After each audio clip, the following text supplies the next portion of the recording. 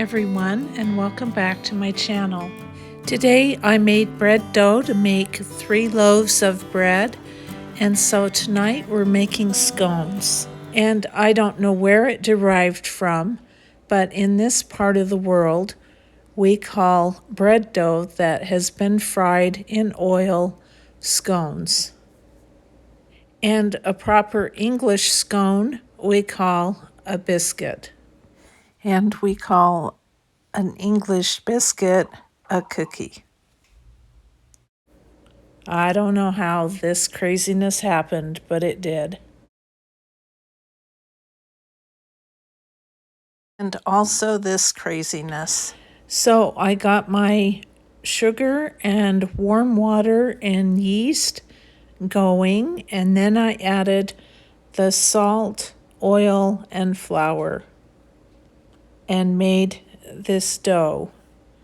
And now it has been rising, and it about overtook my kitchen. It got so big. I will put the link to the video that I've made making bread dough and the recipe in the description box.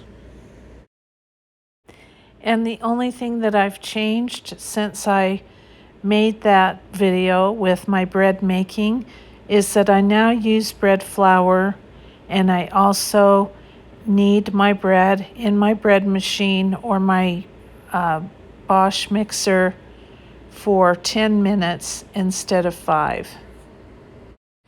So I punched down this bread dough after the first rise, and I am dividing it into 4 sections.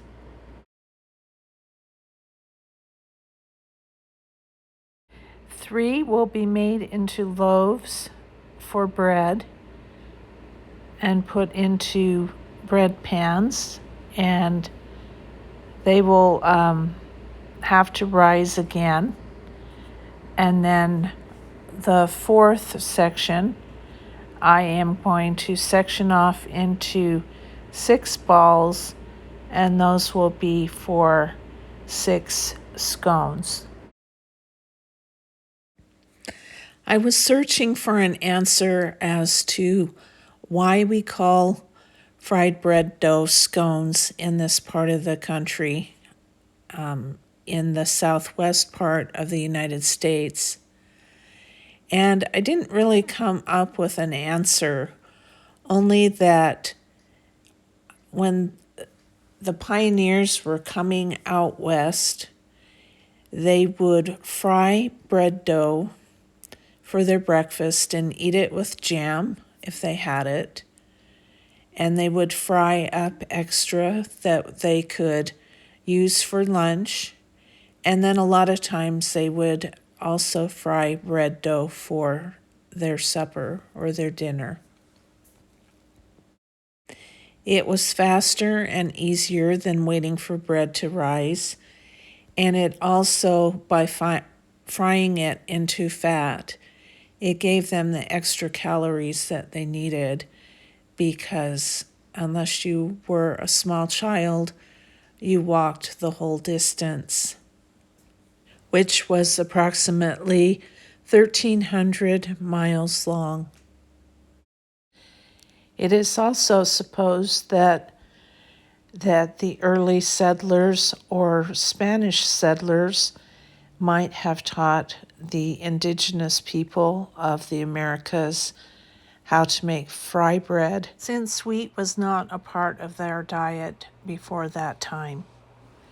It's also thought that back east that women might have started frying bread dough when they got behind in their bread making for the day, and they had to put dinner on the table, and so they fried bread to make the process faster.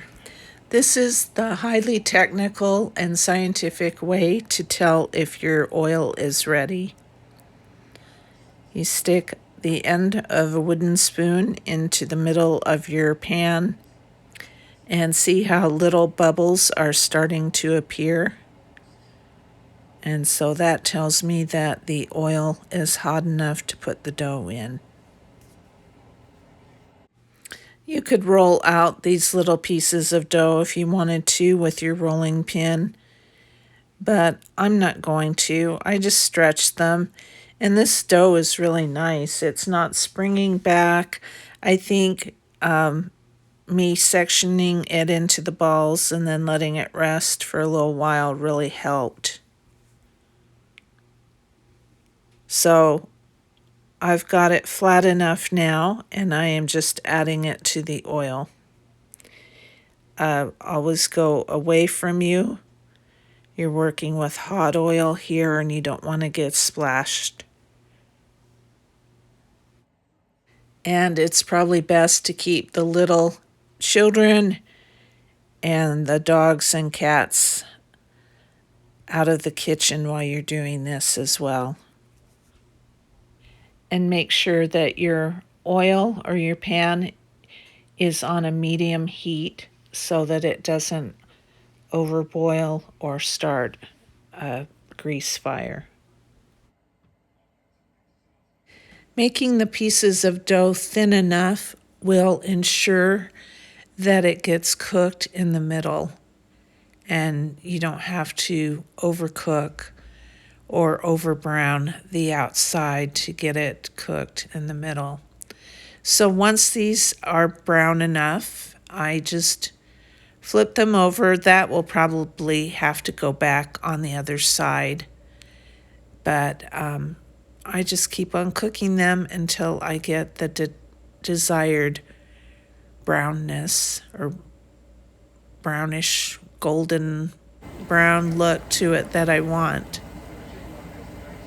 And then I have paper towels on a plate ready to put the scones on when they're cooked so that it will absorb the grease from the scones.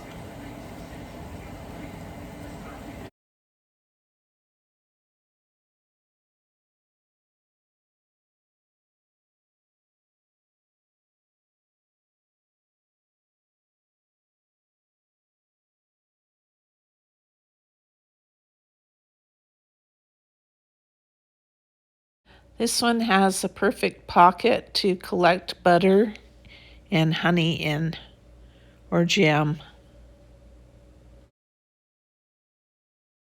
You can serve these with just a light dusting of powdered sugar over them, or with butter and jam and jelly or honey, which is how we like to eat them, with butter and honey.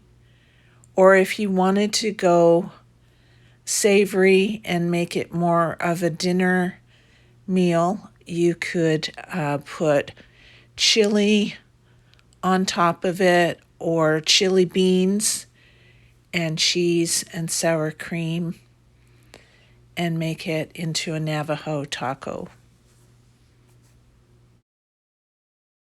So this could work as a breakfast food, or a snack, or a dinner item, or a dessert.